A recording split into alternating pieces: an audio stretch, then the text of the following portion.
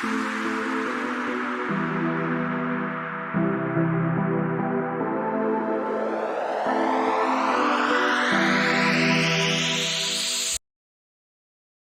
up, YouTube? Mark Anthony here with Not Your Father's Crypto. Today, I wanted to talk about some legislature that was brought to the attention in the European Union yesterday. Nothing was passed into bill or to law. However, council members met together and discussed a proposal that would have some very interesting impacts into the global cryptocurrency trade. Firstly, it was more based on KYC, know your customer. So we're going to get into that. We're also going to get into the hypocrisy that legislature has basically crossed into, and when it comes to traditional lawmaking and that door lawmaking that is based upon cryptocurrency and how that's going to impact the legislature moving forward. Also, for those that don't know, hosted versus unhosted wallets is going to play a big role into this piece of legislature, and there is a little discrepancy with how that goes and what the legislature will be impactful about. So who better to talk to than the CEO and founder of Coinbase, who will be presenting some of that information and his frustrations about his company and how he plans on handling this legislature if it ever gets passed into law. Thirdly, the impact moving forward and how this will impact you as either a day trader, recreational investor, institutional DeFi investor, what have you.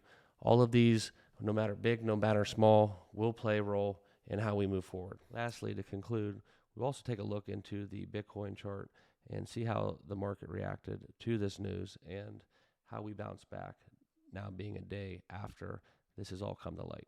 With traditional lawmaking, whether it be for progress with civil rights, human rights, animal rights, what have you, there is been a strong line that the government gets what they need.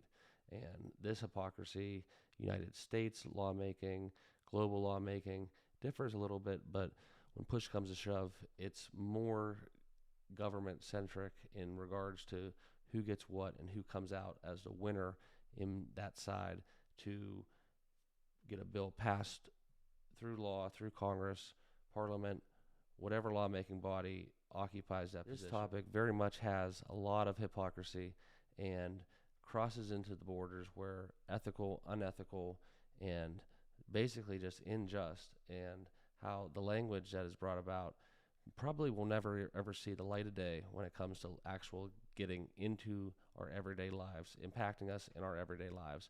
However, the threat in itself was enough to shake the chart about 4.5, 5% overnight. And as you know, all tides rise with Bitcoin, Ethereum. When they go up, the market goes up. When they go down, the market goes down. So this was an earth-shaking news that basically may be just a tip of the iceberg, but it's definitely something to monitor and see how far it can go down the chain and eventually if it can ever be passed into law. Next, let's look at the chart and see how Bitcoin reacted with the news of this proposal. And you can see on the 31st, midday, was at the 47.5K mark and plummeted mid-morning into the 44.5 range. And as we enter the weekend, you can see that we have created a bounce back based on the news settling and the fear going down back up to that 47K range. So that's good to see as we enter the weekend, knowing that Bitcoin is the number one source we look at to see how the market is moving inside cryptocurrency.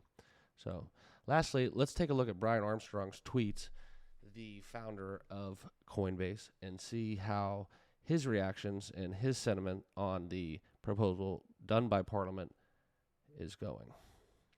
So as you can see here, he calls it anti-innovation, anti-privacy, and anti-law enforcement.